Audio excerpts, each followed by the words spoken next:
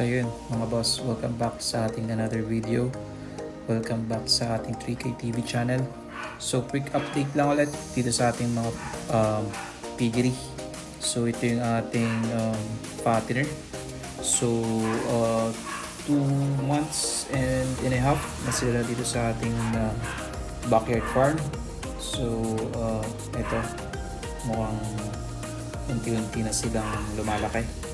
Makikita nyo naman medyo mabibilog na sila, and sana magtuloy-tuloy pa yung plano namin na ibenta sila siguro mga 3.5 to 4 months, and sana ma-achieve nila yung full potential nila. So ito, tamang bisita lang muna tayo sa farm, and ayun, minomonitor lang natin kung anong lagay na dito sa ating piggery, sa ating backyard farm. At kumuha na nga pala ng isa pang tao para may katulong si Mang Egay sa pag-alaga at paglilinis ng ating mga baboy. Dahil itong nakaraang araw, mga past few days, nanganak yung ating isang inahin. Ito yung isang batch ng ating fattener. Ito yung dating mga maliliit, pero kung makikita nyo, unti-unti na silang umahabol. At sana rin ma-reach nila yung full potential nila. And ito yung isa nating inahin na nanganak, I think 5 days ago. Unfortunately, mga boss, nilimal lang yung anak niya. At yung 4 pa namatay. So hindi kinaya, di kasi namin alam kung premature ba sila or nasa tamang edad. Pero ito yung isa na lang na natira.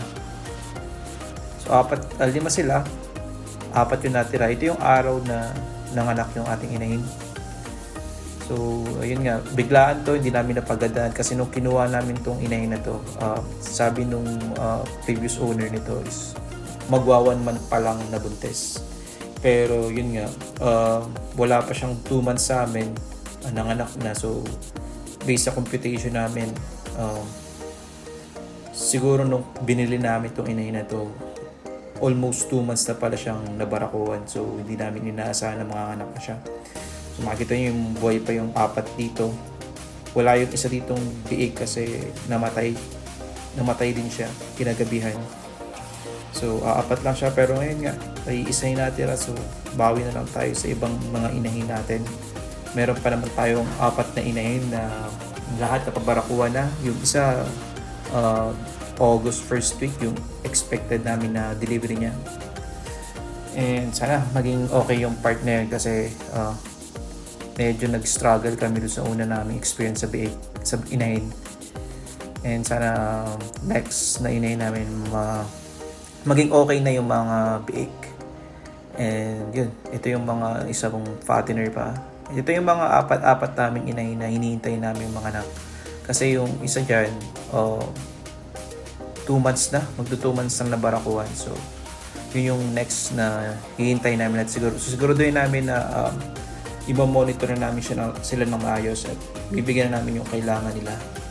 So, sana maging okay na to this time. So yun lang mga boss, quick update lang tayo at maging okay na sana lahat. Yun lang guys, bye bye. See you on our next video.